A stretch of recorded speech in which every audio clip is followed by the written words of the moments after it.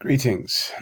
My name is John Gabriel, and this is the New Calculus channel.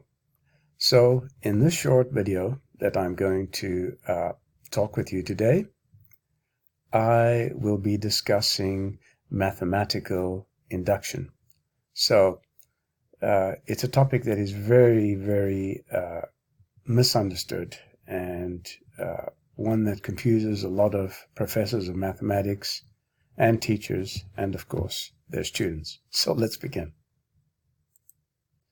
Now, what is the principle of mathematical induction? Well, what it says is that the truth, let's just read what MathWorld has to say. This expression here comes from MathWorld. It says, the truth of an infinite sequence of propositions, Pi or P sub I, for all those values, of course infinity isn't a value, but what it means is that there is no greatest I, is established if 1, P sub I is true, and 2, P sub K implies P sub K plus I for all K.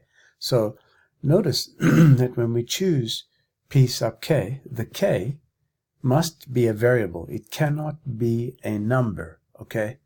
Because the proof requires that we choose a variable for the purposes or for the sake of generality, right?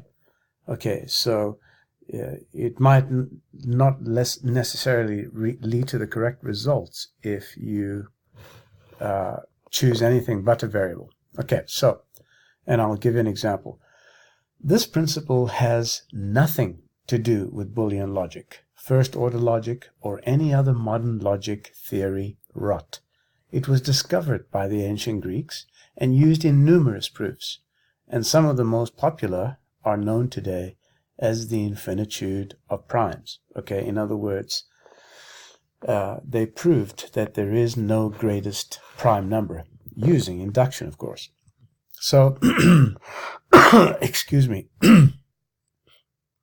The gist of the principle states that any particular formula or inequality whose truth value is given by the proposition P of n, as I've written over here, Pn, like this, where Pn is either true or false, has a special relationship through the series of propositions.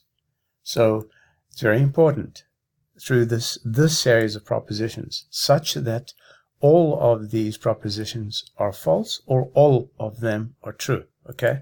One or the other, nothing in between or anything else. In either case, if the relationship holds for any random k, not a number, for any random variable k, such that proposition k equals to proposition k plus 1, then an induction exists, on the natural numbers, of course, which requires that proposition n has the same value for any n in big N. In other words, any natural number. And again, note that you may choose random values for k as numbers, but this is insufficient.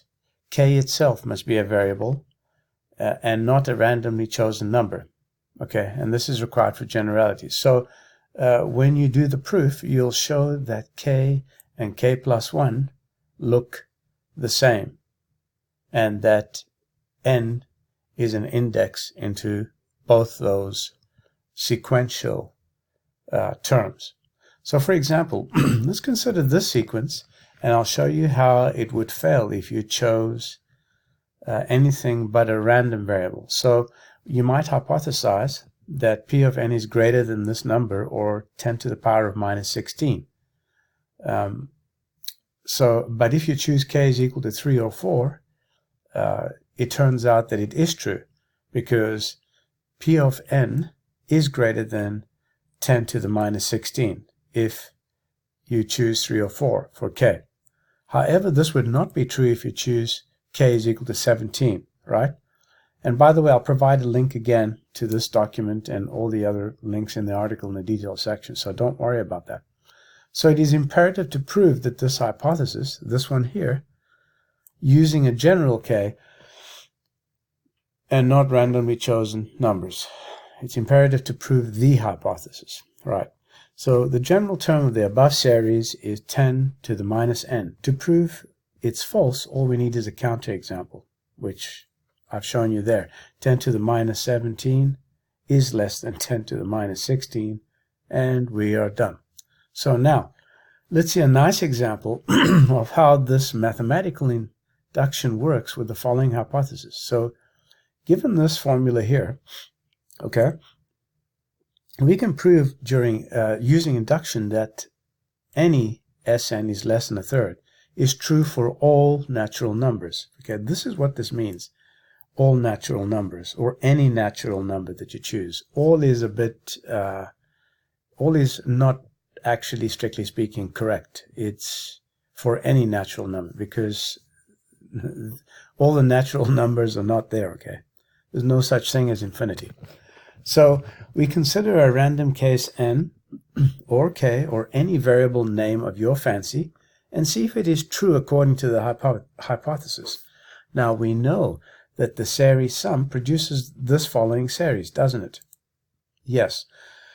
So we know that 3/10 is less than a third and 33/100 and so on, and naturally 3 to the n over 10 to the n is less than a third. And so we can say that Sn plus 1 is the same as Sn plus the next term, right? Plus this term here. And it turns out to be this expression here, from which we can simplify this to get this expression that you see here, okay? And finally this expression here, which looks exactly the same as the value for Sn, except it has n plus 1, right? And that is what we wish to show. Therefore, the hypothesis is true by induction for all natural numbers, or for any natural number. This means it is true for all the natural numbers. It's actually true for any natural numbers. So that's, again, not strictly speaking true. This is one of the simplest disproofs of the belief that a third and 0.333 ... are the same things. Why? Because n is an index of each 3 in this expression here, whatever it evaluates to. So by the hypothesis, this expression here, whatever its value, will always be less than a third. Okay, it cannot be the same as a third. And we can also verify that a third has no measure in base 10, which is in direct contradiction to this expression here. Okay, the fact that a third has no measure means that this can't possibly be true in base 10. So that's all I wanted to talk with you about. Remember to become a subscriber if you're not already one, and to download the most important mathematics ebook ever written. I'll provide a link to the download of the ebook and also to the most important theorem. So to both of these I'll provide a link. And I trust you have learned something new in this short video, and that you'll join me again soon in the near future, hopefully. This is a new calculus channel. My name is John Gabriel. Till next time, goodbye.